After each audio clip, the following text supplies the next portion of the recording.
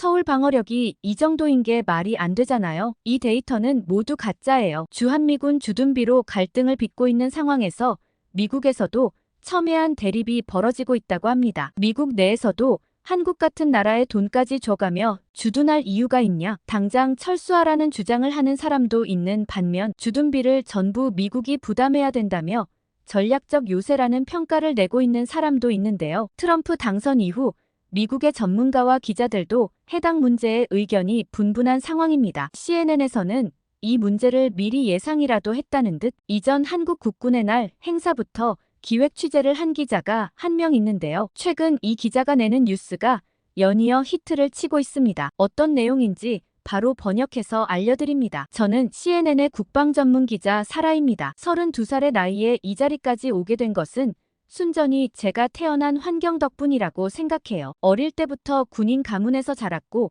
항상 미국이 세계 최강대국이라는 자부심을 갖고 살아왔습니다. 제 유년 시절은 군부대 안에서 보낸 시간이 대부분이었어요. 아버지가 근무하시던 텍사스 포트 후드 기지에서 자라며 매일 아침 울리는 기상나팔 소리를 들었고 저녁이면 성조기가 내려오는 모습을 보며 자랐죠. 그때부터 미국의 힘이 얼마나 대단한지 가슴 깊이 새기게 되었습니다. 군인의 길을 선택한 것도 자연스러운 흐름이었어요. 웨스트포인트에 입학했을 때는 정말 자랑스러웠습니다. 하지만 4년의 훈련 과정을 거치며 깨달은 것이 있었죠. 제가 진정으로 원하는 것은 전장의 최전선이 아닌 그것을 기록하고 전달하는 일이라는 점이었습니다. 졸업 후 3년간의 여군 생활은 제게 특별한 경험을 안겨주었어요. 특히 잊지 못할 순간이 있습니다. 2016년 여름 아프가니스탄에 파견되어 있을 때였죠. 현지 훈련을 담당하고 있었는데 그곳에서 미국의 힘이 얼마나 위대한지 다시 한번 깨달았습니다. 우리가 없었다면 그곳은 테러의 온상으로 남았을 거예요. 그러던 어느 날 한 특파원과 인터뷰할 기회가 있었어요. 그는 전쟁의 참상을 세상에 알리는 것이 얼마나 중요한지 설명해 주었죠. 그 순간 제 마음속 깊이 무언가가 울렸습니다. 나도 저런 일을 하고 싶다는 생각이 강하게 들었어요. 전역 후 컬럼비아 저널리즘 스쿨에 입학했습니다. 군 경험을 살려 국방 분야를 전문적으로 공부했죠. 그리고 마침내 CNN의 국방 전문 기자가 되었어요. 이제는 전장의 이야기를 세상에 전하는 사람이 된 것입니다. 사실 저는 트럼프 대통령의 미국 우선주의에 깊이 공감했어요. 미국은 더 이상 약한 나라들을 도와줄 필요가 없다고 생각했습니다. 우리는 이미 충분히 많은 것을 세계를 위해 희생했으니까요. 그렇지만 최근에는 우리나라의 힘이 약해지고 있다는 우려의 목소리가 들립니다. 하지만 저는 여전히 미국이 세계 최강국이라 믿어요. 그 누구도 우리의 힘에 견줄 수 없죠. 제가 직접 군인으로 복무하며 보았던 우리 군의 막강한 전력이 그 증거입니다. 기자를 하면서 더더욱 뼈저리게 그 사실을 느끼고 있는데요. 지금의 제 일은 그 어느 때보다 보람차게 느껴져요. 세계 곳곳의 전장에서 미국의 힘과 정의로움을 전하는 일이니까요. 많은 사람들이 미국의 개입을 비판하지만 우리가 없다면 세계 평화는 없다고 굳게 믿고 있습니다. 저는 그 중에서도 인도태평양 지역의 군사 동향에 관심이 많은데요. 특히 중국과 러시아의 군사력 증강이 심상치 않은 상황이라 더욱 바빠졌습니다. 그러던 어느 날 CNN 워싱턴 지국의 늦은 밤 회의실에서 한국 관련 이슈를 다루고 있었습니다. 이제 대통령이 당선되면 주한미군 방위비 분담금 협상 문제가 필수적으로 거론될 건데 어떻게 흘러갈 것 같냐는 게 주요 안건이었죠. 다들 지쳐있는 분위기에서 한 동료가 흥미로운 소식을 전했어요. 한국 정부가 방위비 분담금 인상을 거부하고 있다는 내용이었습니다. 순간 제 귀를 의심했어요. 미국의 보호가 절실한 나라가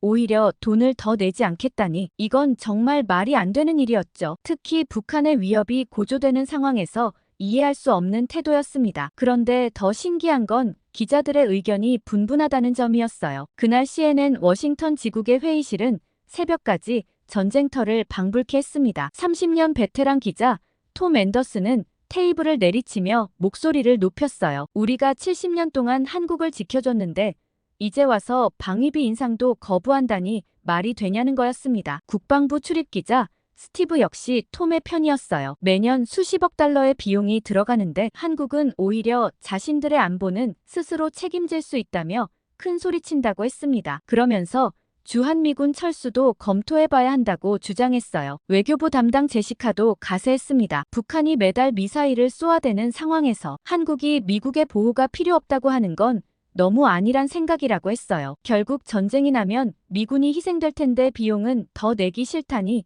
이해할 수 없다고 했습니다. 반면 아시아 담당 마이클은 강하게 반박했어요. 현재 동북아에서 미국의 영향력을 유지하려면 한국과의 동맹이 필수적이라는 겁니다. 그는 최근 입수한 한국의 군사력 관련 자료를 보여주며 이제는 미국이 한국에 의존해야 할 수도 있다고 했습니다. 동아시아 전문 기자 리사도 마이클의 의견에 동의했어요. 중국을 견제하기 위해서라도 한국의 미군 주둔은 반드시 필요하다고 강조했습니다. 오히려 현재 한국이 부담하는 방위비가 다른 동맹국들에 비해 과하다는 분석 자료도 제시했어요. 그런데 저는 데이비드의 의견이 믿기지 않았어요. 데이비드는 분석력이 굉장히 뛰어나 제가 정말 존경하는 동료 기자거든요. 그는 한국의 현무 시리즈 미사일과 K2 전차의 성능이 미국의 최신의 무기보다 뛰어나다며 이제는 우리가 한국의 군사기술을 배워야 할 때가 됐다고 했어요. 논쟁은 점점 더 가열되었습니다. 톰은 한국이 미국 기술로 성장한 주제에 교만하다고 했고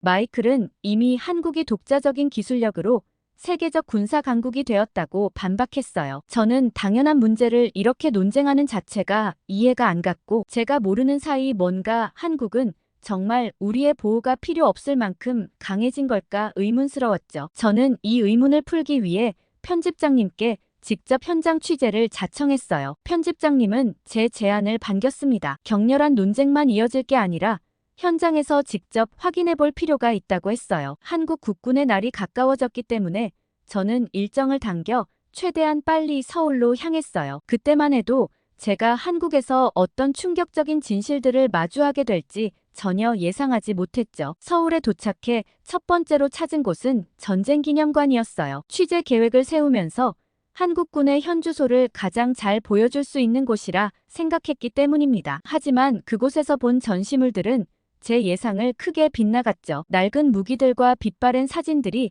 전시장을 채우고 있었어요. 특히 현대전 전시관은 실망 그 자체였습니다. 전투기 모형은 마치 80년대에 멈춰 있는 것 같았어요. 안내원이 열심히 설명하는 것도 귀에 들어오지 않았습니다. 이런 수준의 군대를 가진 나라가 미국의 방위비 인상을 거부한다니 이제야 이해가 갔어요. 그들은 자신들의 수준을 모르는 거였죠. 취재 노트에 한 줄 한 줄 적으면서 분노가 치밀었습니다. 이런 나라에 우리 미군이 주둔하며 목숨을 걸고 있다니 할아버지가 전사하신 것도 모자라 아직도 미국의 젊은이들이 이곳을 지키고 있다는 사실이 더욱 억울하게 느껴졌어요. 박물관을 나오면서 마주친 한국 군인들의 모습에서도 실망감을 감출 수 없었습니다. 미군의 완전한 장비와 달리 어딘가 부족해 보이는 느낌이었죠. 이건 한국의 현실이었어요. 호텔로 돌아와 취재 내용을 정리하면서 마음을 다잡았습니다. 이제는 확실해졌어요. 한국은 여전히 미국의 보호가 절실한 나라라는 것과 방위비 분담금은 당연히 인상되어야 한다는 것, 이것이 제가 쓸 첫 번째 기사의 주제가 될 것 같았죠. 하지만 이건 시작에 불과했어요. 제가 한국에서 마주하게 될 놀라운 현실은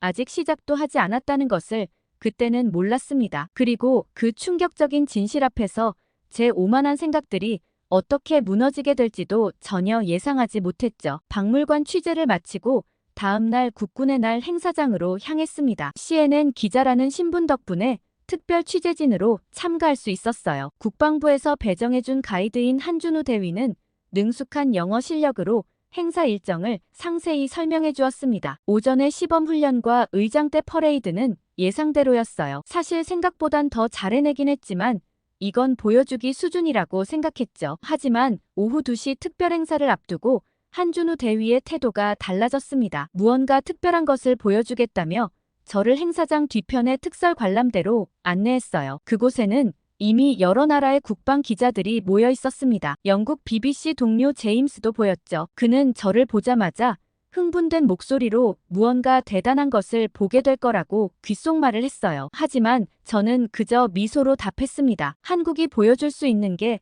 뭐가 있겠나 하는 생각이었죠. 갑자기 요란한 경고음이 울렸어요. 준우 대위가 모두 안전거리를 유지해달라고 안내했습니다. 저 멀리 발사대가 보였죠. 순간 거대한 미사일이 모습을 드러냈어요. 현무5라고 했습니다. 현무5 미사일 시범에 대해 기대하고 있긴 했지만 그 위력을 볼 수 있는 건 처음이었죠. 큰 화면 속에 발사 카운트다운이 시작되었습니다. 그리고 순간 믿을 수 없는 광경이 펼쳐졌어요. 미사일이 발사되는 순간 육안으로는 따라갈 수 없을 정도의 속도로 하늘을 갈랐습니다. 분명 영상이었지만 충격파가 저에게까지 전해지는 느낌이었죠. 옆에 있던 제임스가 입을 다물지 못했어요. 미국의 최신의 미사일보다 빠르다며 놀라워했습니다. 저는 그의 말을 믿을 수 없었죠. 한준우 대위에게 성능을 물어보았어요. 그의 대답은 더욱 충격적이었습니다. 음속의 5배 이상 속도에 오차범위 3m 이내라고 했어요. 미국의 최신의 미사일보다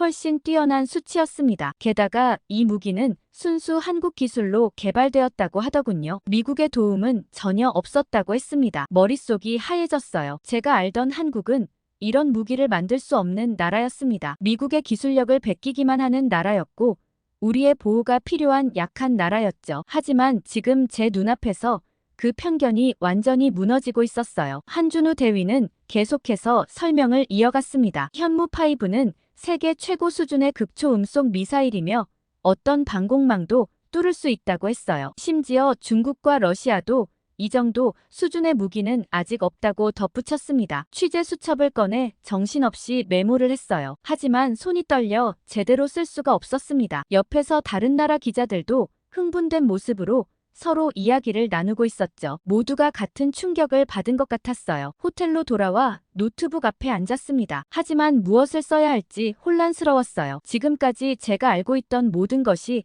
잘못되었다는 걸 인정해야 했습니다. 한국은 더 이상 미국의 도움이 필요한 나라가 아닐지도 모른다는 생각이 들었어요. 낮에 감동에 도저히 잠이 오지 않아 밤새 자료를 찾아보았습니다. 현무5 외에도 한국은 수많은 첨단 무기를 독자 개발하고 있었어요. 어제까지만 해도 제가 쓰려고 했던 기사는 폐기시켜야 할 것 같았어요. 앞으로는 전혀 다른 이야기가 될 것 같았습니다. 어쩌면 미국이 한국을 새롭게 바라봐야 할 때가 온 걸지도 모르겠다는 생각이 들었거든요. 다음 날 현무5의 충격에서 벗어나기 위해 한준우 대위에게 한국군의 실제 훈련 모습을 보여줄 수 있느냐고 물었습니다. 기술력은 인정하지만 실제 전투력은 미군만 못할 거라는 생각이 들었기 때문이에요. 한준우 대위는 제가 제안한 시간이 훈련 시간이 아니라서 군인들이 없을 수 있다고 했지만 일단 한번 와보라며 저를 사격장으로 안내했습니다. 저는 여군 출신이라고 자부심 있게 말했어요. 아무도 없더라도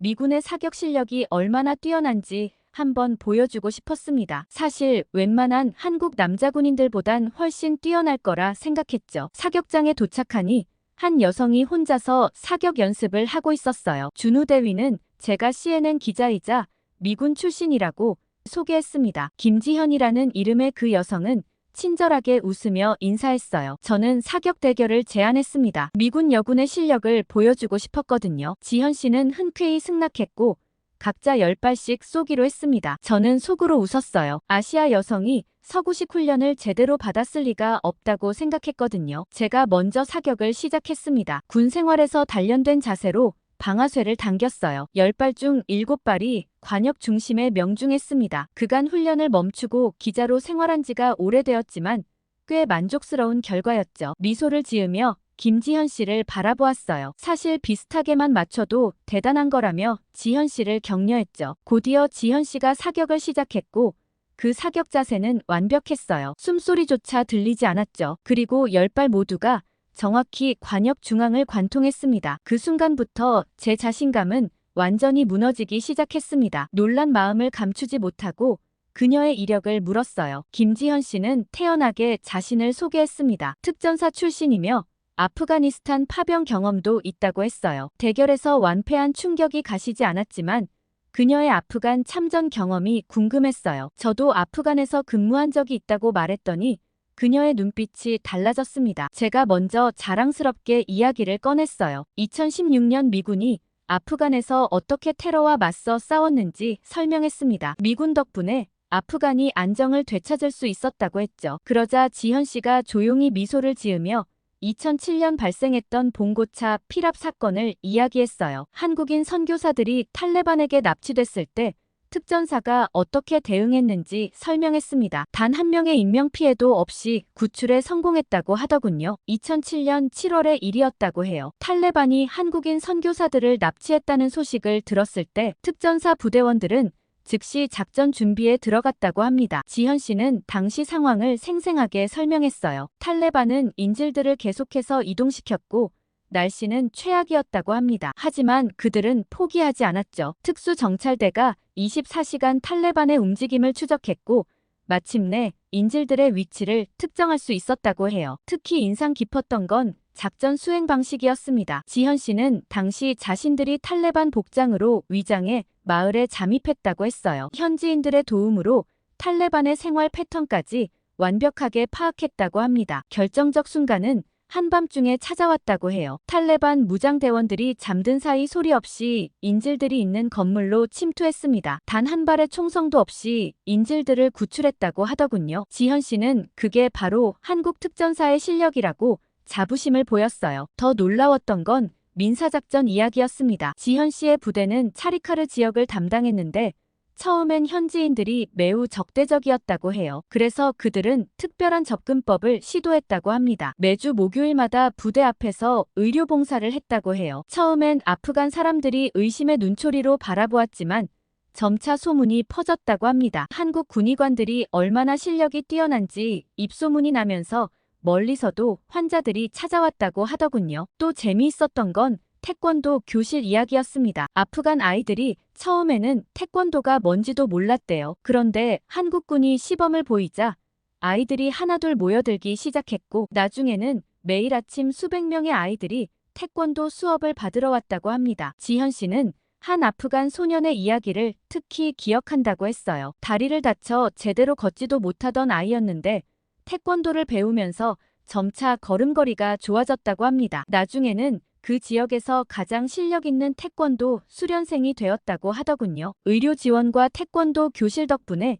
현지인들의 마음이 열렸다고 해요. 나중에는 탈레반의 동향이나 위험 정보를 현지인들이 직접 알려주기 시작했답니다. 그들은 한국군을 자신들의 진정한 친구로 여겼다고 해요. 제가 알지 못했던 이야기였어요. 지현 씨는 계속해서 한국군의 활약상을 들려주었습니다. 한국군이 담당했던 차리카르 지역은 아프간에서 가장 안전한 곳으로 꼽혔다고 해요. 현지인들이 오히려 한국군 기지 근처로 이사올 정도였다고 합니다. 그녀의 이야기를 들으며 제가 알던 아프간 전쟁의 모습이 완전히 달라졌어요. 단순히 무력으로 지역을 장악하는 게 아니라 현지인들의 마음을 얻는 것이 진정한 평화를 가져온다는 걸 깨달았습니다. 지현 씨는 마지막으로 이런 말을 했어요. 총으로는 잠시 적을 물리칠 수 있지만 마음으로는 영원한 친구를 만들 수 있다고. 그 말을 들으며 왜 한국군이 아프간에서 그토록 성공적으로 임무를 수행할 수 있었는지 이해할 수 있었습니다. 저는 제 생각이 너무 좁았다는 걸 깨달았습니다. 미군만이 아프간을 지켰다고 생각했던 제 자신이 부끄러워졌어요. 지현 씨의 이야기를 들으며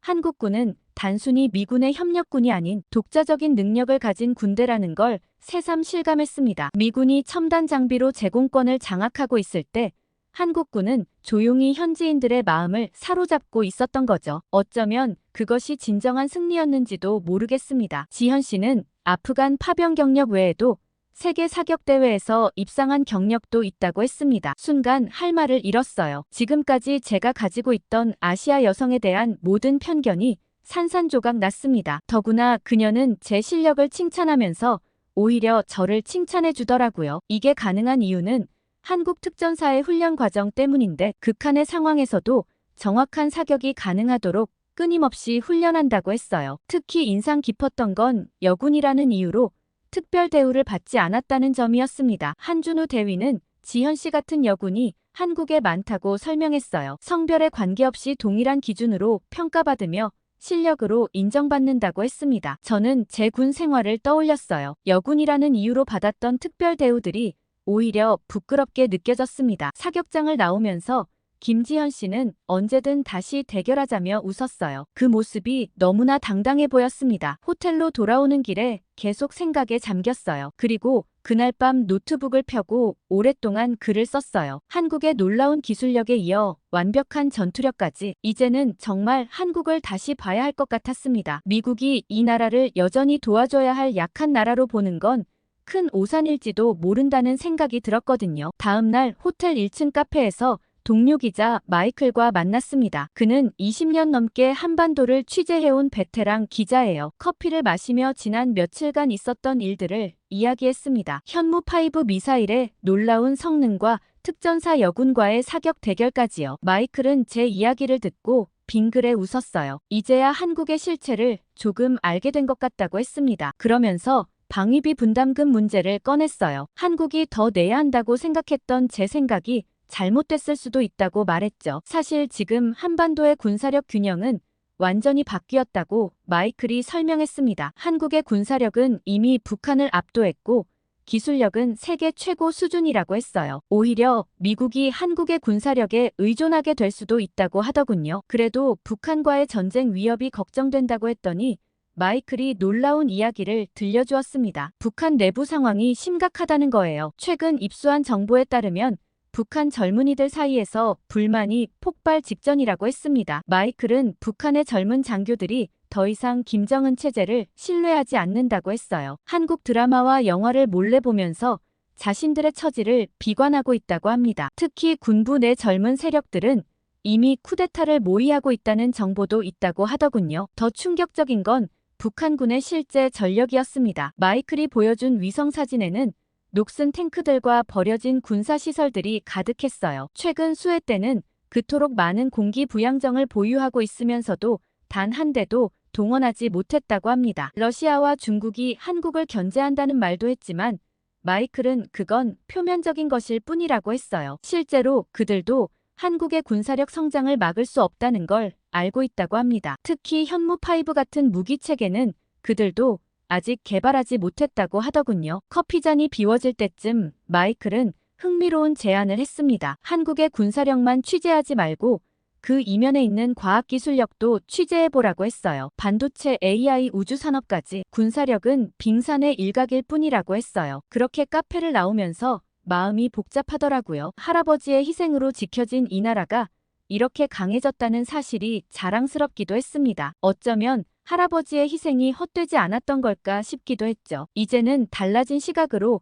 한국을 보아야 할 것 같았어요. 마이클은 군사 전문 기자라면 한국의 벙커 시설을 꼭 봐야 한다고 추천했어요. 자기가 취재 일정을 잡아놨다고 하며 함께 가자고 하더라고요. 그리곤 가는 길에 자신이 아는 맛집으로 안내했습니다. 골목길로 접어들자 작은 식당이 나왔어요. 가게 이름은 할매 순두부라고 알려주었어요. 마이클은 이곳이 진짜 한국 맛을 느낄 수 있는 곳이라며 들어가자고 했어요. 솔직히 불안했습니다. 저는 햄버거나 스테이크 같은 익숙한 음식을 먹고 싶었거든요. 가게 안으로 들어서자 뜨거운 김이 모락모락 나는 돌솥들이 눈에 들어왔어요. 주방에서는 할머니가 바쁘게 움직이고 계셨습니다. 마이클이 순두부찌개 2개를 주문했어요. 그리고 저를 보며 웃으면서 매운 걸 잘 먹냐고 물었습니다. 전 자신있게 괜찮다고 했어요. 미군 시절 세계 각지에서 다양한 음식을 먹어봤다고 자랑했죠. 하지만 그건 큰 실수였습니다. 곧 제 앞에 끓어오르는 빨간 국물에 순두부찌개가 놓였어요. 마이클은 숟가락으로 국물을 떠서 밥에 부어 비벼 먹으라고 알려주었습니다. 저는 그의 말대로 따라했어요. 한 숟가락을 입에 넣는 순간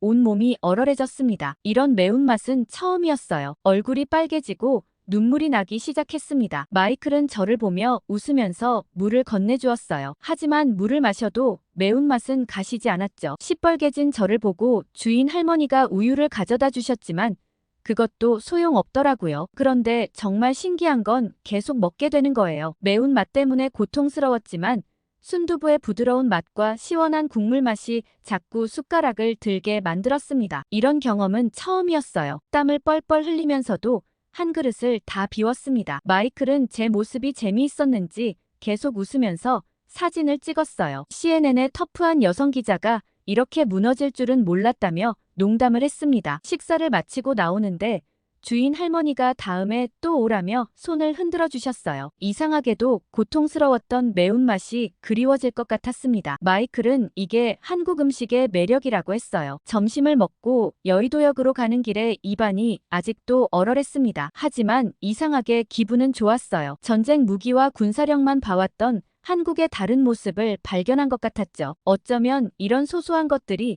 한국의 진짜 모습일지도 모른다는 생각이 들었습니다. 이미 낯익은 한준우 대위가 이미 와서 기다리고 있더라고요. 그는 특별 출입증을 들고 있었고 이걸 보여줘야만 벙커 시설을 볼 수 있다고 했습니다. 일반 지하철역처럼 보이는 입구를 지나 비밀 통로로 들어섰어요. 처음에는 그저 지하철 관리 시설인 줄 알았습니다. 하지만 준우 대위가 특별한 카드키로 문을 열자 숨겨진 통로가 나타났어요. 엘리베이터를 타고 내려가기 시작했습니다. 10층 그리고 20층 이어서 숫자가 계속 내려갔어요. 준우 대위는 이 시설의 정확한 깊이는 기밀이지만 미국의 GBU 57 벙커버스터로도 도달할 수 없는 깊이라고 설명했습니다. 지하 벙커에 도착하자 놀라움을 감출 수 없었어요. 거대한 공간에는 최첨단 통신 시설과 의료 시설, 식량 저장고까지 모든 것이 완벽하게 갖춰져 있었습니다. 마치 지하 도시 같았어요. 한준우 대위는 이곳이 유사시 수십만 명을 수용할 수 있다고 했습니다. 더 놀라운 건 이런 시설이 서울 곳곳에 있다는 거였어요. 마포역, 삼성역 등 주요 지하철역들이 모두 이런 벙커 기능을 갖추고 있다고 했습니다. 시설을 둘러보면서 점점 더 충격에 빠졌어요. 대규모 정수시설과 자체 발전시설까지 있었습니다. 심지어 지하 농장도 있었어요. 이곳에서는 몇 달이고 버틸 수 있을 것 같았습니다. 특히 인상 깊었던 건 의료시설이었어요. 최신 수술실과 중환자실까지 갖추고 있었습니다. 한준우 대위는 이곳에서 실제 의료진들이 정기적으로 훈련을 한다고 설명했어요. 그러면서 통신시설을 설명해줬는데 지하에서도 외부와 완벽한 통신이 가능했고 전시 지휘 통제도 이곳에서 할 수 있었어요. 북한의 어떤 공격에도 지휘체계는 무너지지 않을 거라고 했습니다. 시설을 나오면서 준우 대위가 재미있는 이야기를 들려주었어요. 일반 시민들은 매일 이용하는 지하철역이 이런 군사시설이라는 걸 모른다고 했습니다. 평화로운 일상 속에 이런 완벽한 방어시설이 숨겨져 있다니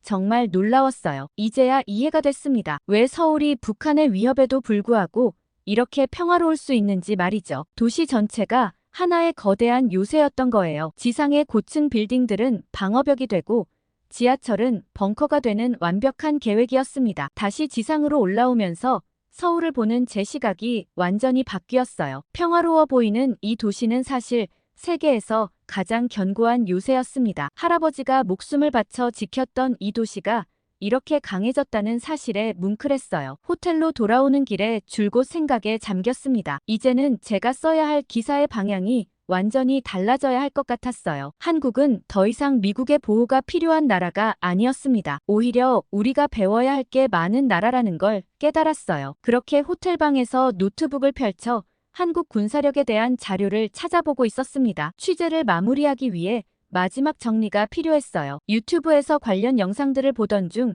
우연히 한 동영상을 발견했습니다. 한국 군인들이 만든 영상인 것 같더라고요. 저는 별 생각 없이 재생 버튼을 눌렀어요. 영상은 흑백 화면으로 시작됐습니다. 6.25 전쟁 당시에 참혹했던 모습들이 나왔어요. 그 중에 한 장면이 제 시선을 사로잡았습니다. 젊은 미군 병사가 한국 어린이를 안고 있는 모습이었어요. 그 병사의 모습이 할아버지의 젊은 시절 사진과 너무나 닮아 있었습니다. 이어지는 장면들은 전쟁의 참상을 여과 없이 보여주었어요. 폐허가 된 서울시가지 허기진 난민들 그리고 전장에서 쓰러져간 병사들까지 할아버지도 저런 모습으로 돌아가셨겠구나 하는 생각이 들었습니다. 그런데 갑자기 화면이 컬러로 바뀌었어요. 현재의 서울 모습이 펼쳐졌습니다. 화려한 고층 빌딩들, 번화한 거리, 행복해 보이는 시민들 그리고 자부심 넘치는 한국군의 모습들이 나왔어요. 현무5 미사일 발사 장면에서는 가슴이 뭉클했습니다. 영상 말미에는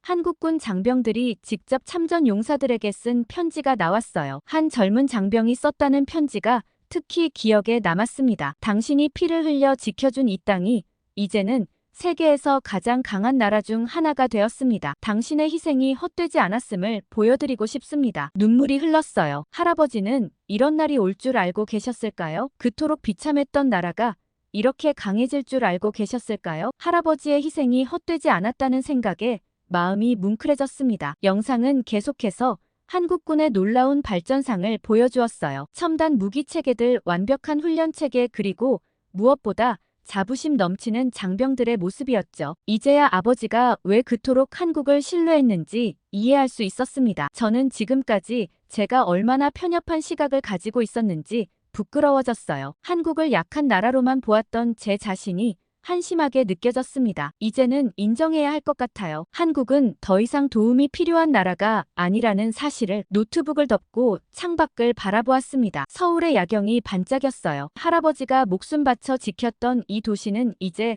세계에서 가장 안전하고 강한 도시가 되어 있었습니다. 그리고 그 속에는 할아버지처럼 희생하신 분들에 대한 한국인들의 한없는 감사함이 숨어 있더라고요. 취재를 마무리하며 처음과는 완전히 다른 기사를 쓰게 될 것 같았어요. 이번 한국 방문은 한국의 놀라운 군사력과 기술력을 알게 된 것도 뜻깊었지만 그보다 더 중요한 건 한국 사람들의 감사하는 마음, 그리고 할아버지의 희생을 헛되지 않게 하겠다는 의지를 알게 된 점이라고 생각해요. CNN 워싱턴 지국으로 돌아온 저는 밤을 새워가며 기사를 썼습니다. 처음 한국에 갔을 때의 오만한 시각은 완전히 사라졌어요. 대신 한국의 놀라운 군사력과 그들의 감사하는 마음을 담아내려 노력했습니다. 편집장님은 제 기사를 읽고 한동안 말을 잇지 못했어요. 그리고는 즉시 긴급 회의를 소집했습니다. 방위비 분담금 문제로 날선 공방을 벌였던 기자들이 다시 한자리에 모였어요. 제 기사를 읽자마자 회의실의 분위기는 완전히 바뀌었습니다. 더 이상 방위비 분담금을 두고 다투는 사람이 없었어요. 오히려 한미동맹을 더욱 강화하고 협력을 확대해야 한다는데 모두가 동의했습니다. 그리고 편집장님은 제 기사를 다음 주 커버 스토리로 결정했습니다. 한국의 숨겨진 저력과 그들의 감사하는 마음을 전 세계에 알리면 좋겠다고 하더라고요. 커버 스토리 편집을 위해 더 열심히 밤을 새워보려고 해요. 오늘 미국 군사 전문 기자의 사연 어떻게 보셨나요? 방위비 분담에 대해 어떻게 생각하시는지도 의견 많이 달아주세요. 구독과 좋아요 꾹 눌러주시고 더 좋은 사연으로 돌아오겠습니다. 감동 필름이었습니다.